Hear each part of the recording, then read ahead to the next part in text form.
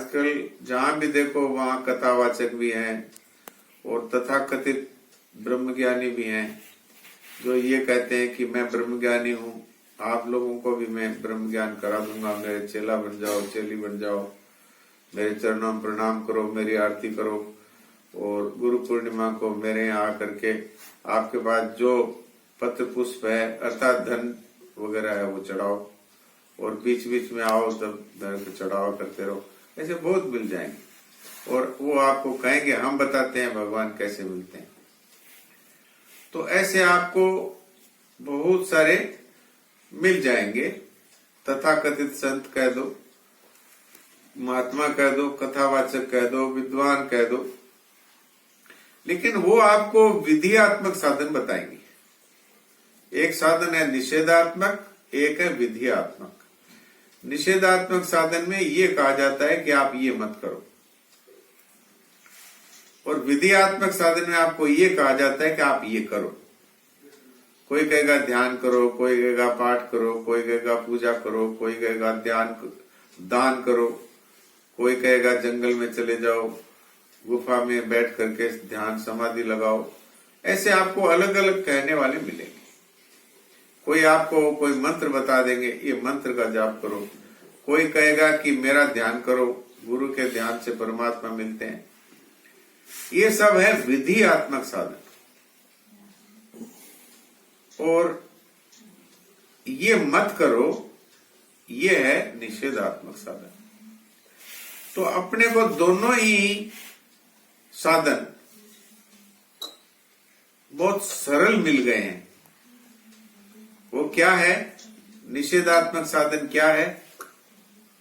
और मैं तो यहां तक भी मानता हूं कि अगर आपने निषेधात्मक साधन पकड़ लिया तो विधियात्मक साधन अपने आप ही होगा, आपको करने की जरूरत नहीं पड़ेगी।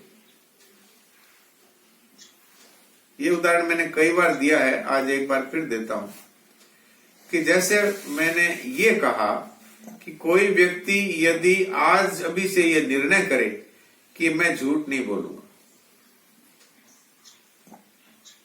अब तक जो हुआ इस क्षण के बाद मैं झूठ नहीं बोलूंगा, तो उसने क्या किया, एक निषेधात्मक साधन को पकड़ा।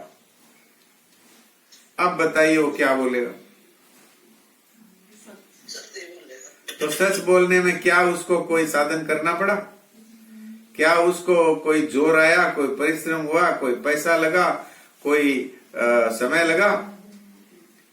तो विधियात्मक साधन अपने आप होता है यदि आप निषेधात्मक साधन ठीक प्रकार से करते। और संतों ने यहां तक कहा है कि आप केवल यही साधन अपना लो कि आज के बाद मैं असत्य नहीं बोलूं, तो आपके जीवन में सत्य आएगा और वो सत्य ही परमात्मा के रूप में प्रकट हो जाएगा। अब बताइए आपको क्या जोर है?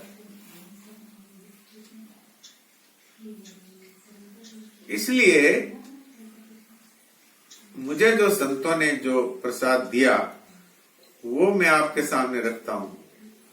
वो ये है कि हम वो नहीं करेंगे जिसको मैं गलत समझता हूं। आपको कोई शास्त्र, बहुत से लोग कहते हैं हमको तो पता ही नहीं क्या गलत है क्या सही है, हमने शास्त्र पढ़े नहीं, शास्त्रों में बहुत सारा लिखा है ये मत करो, ये मत करो, ये मत करो, ये मत करो, लेकिन हमको तो मालूम ही नहीं है। शास्त्र कहते हैं ये मत खाओ, कोई कहते हैं ये मत देखो, कोई कहते हैं ये मत सुनो, कोई कहते हैं ये मत करो। तो ये सब शास्त्रों में लिखा है, हम अनपढ़ आदमी, हम शास्त्र जानते नहीं। तो इसमें किसी शास्त्र की आवश्यकता नहीं, किसी शास्त्र की आवश्यकता नहीं है, किसी पढ़ाई की आवश्यकता नहीं है। सिर्फ एक ही फार्मूला इसका, जो आप दूसरों से अपने प्रति नहीं चाहते वो आप दूसरों के प्रति नहीं करो। बस आपको सारे शास्त्रों का ज्ञान हो गया और आपको जीवन में और कोई साधन की जरूरत नहीं। बस केवल ये निर्णय होना चाहिए और ये पक्का होना चाहिए। ऐसा नहीं कि आज हमने निश्चय किया और कल फिर हमने वो किया जो हमको नहीं करना चाहिए और हम जानते भी हैं कि हमको नहीं करना चाहिए।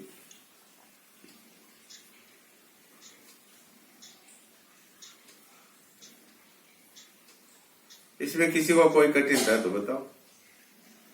भाई हमें सिर्फ वो नहीं करना है जो हम नहीं चाहते कि दूसरे कोई हमारे साथ करे। इसमें कौन से शास्त्र की आवश्यकता है बता दो कि भाई हमको शास्त्र पढ़ने पड़ेंगे। शास्त्र आपके अंदर है, आपको पता है ये नहीं करना चाहिए, मत करो। हमारे संतों की भाषा है साफ साफ, जानी हुई भूल को नहीं करूंगा और की हुई भूल को नहीं दोहराऊंगा। बस हो गया आपका पूरा साधन। वृंदावन में मानव सेवा संघ के संस्थापक स्वामी श्री सनातन जी महाराज का ये फॉर्मूला है। उन्होंने मानवता के 11 नियम बताए हैं, उनमें से ये एक नियम है, जानी हुई भूल नहीं करूंगा, की हुई भूल नहीं दोहराऊंगा। बस आपका पूरा साधन हो गया। इसकी इतनी महिमा है कि आपके जीवन में स्वतः साधन होगा। आप कहेंगे कौन सा साधन होगा? वो साधन होगा जो आप कर सकते हैं, जो आपकी रुचि योग्यता और अधिकार के अनुरूप होगा। वो आपके अपने आप प्रकट होगा आपके जीवन में, चाहे वो ध्यान के रूप में आए, चाहे वो समाधि के रूप में आए, किसी भी रूप में आए वो आएगा आपके जीवन में। चाहे वो परमात्मा के प्रेम के रूप में आए, चाहे परमात्मा की शरणागति के रूप में आए, वो विधियात्मक साधन स्वतः आएगा। हमें केवल निषेधात्मक साधन ही करना। क्या? श्रूयताम धर्म सर्वस्वम श्रुत्वा चैवावधार्यताम आत्मनः प्रतिकूलानि परेशान न समाचरेत। जो हमारे प्रतिकूल होता है वो हम दूसरे के साथ नहीं करेंगे, जो हमको खराब लगता है दूसरों के साथ नहीं करेंगे। अब इसमें बताइए, आपको कोई जप करना पड़ा, तप करना पड़ा, ध्यान करना पड़ा, घर छोड़ना पड़ा, जंगल में जाना पड़ा, गुफा में बैठना पड़ा, एक टांग पे खड़े होना पड़ा, चारों तरफ अग्नि जला करके पंचाग्नि तापना पड़ा, कि उल्टे लटकना पड़ा, कि सांस रोकना पड़ा, उसमें नहीं। और किसी प्रकार की कठिनता नहीं। अगर आपको ये कह दिया जाए कि भाई दान दो, तो आपके पास धन भी होना चाहिए, आप में सामर्थ्य होनी चाहिए, आप नहीं कर पाए। आपको यदि कहा जाए कि आप शरीर से होने वाले ये कार्य आप करो, आप कहें मेरे अंदर तो शक्ति नहीं है, तो नहीं करें। लेकिन इसमें न तो कोई शक्ति की जरूरत है, न कोई धन की जरूरत है, न समय की आवश्यकता है, बस निश्चय की आवश्यकता है कि हम ये नहीं करेंगे। आज के बाद हम वो नहीं करेंगे जो हम जानते हैं।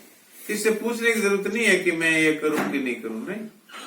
आप जानते हैं कि ये नहीं करना, बस वो मत करो। आपके अंदर सारे शास्त्र अवतरित हो जाएंगे, कुछ करने की जरूरत ही नहीं, कुछ पढ़ने की जरूरत नहीं। अनपढ़ से अनपढ़ ये कर सकता है ये साधन, और इसको कौन नहीं जानता। आप एकदम मूर्ख आदमी को पूछ लो, वो कहेगा कि भाई कोई मेरे साथ झूठ बोलता तो खराब लगता, मैं झूठ नहीं बोलूंगा। इसमें क्या जोर है बताओ आप? क्यों भाई? किसी को कोई इसमें कठिनता है तो बताओ। और कठिनता नहीं है तो ये तो मैं कई दिन से बात कह ही रहा हूं, तो क्या हमने अपने जीवन में से असाधन का कंप्लीटली त्याग कर दिया? और अगर कर दिया तो जीवन मुक्ति अभी अभी प्राप्त होगी, भविष्य नहीं, अभी। क्योंकि असाधन है वही तो जीवन में बाधा है, और कोई बाधा थोड़ी है।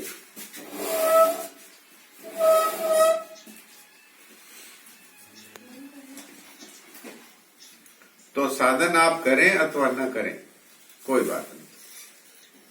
मैं ये नहीं कह रहा कि भाई आप मंदिर जाते हो तो बंद कर दो, कि पाठ करते हो तो बंद कर दो, कि माला फेरते हो तो बंद कर दो, कि भगवान की पूजा करते हो तो बंद कर दो। ये मैं नहीं कह रहा। मैं तो कह रहा हूं वो सब करो उसी तरह, पर अब असाधन नहीं करें। तो आप जो कर रहे हो वही फलीभूत हो जाएगा।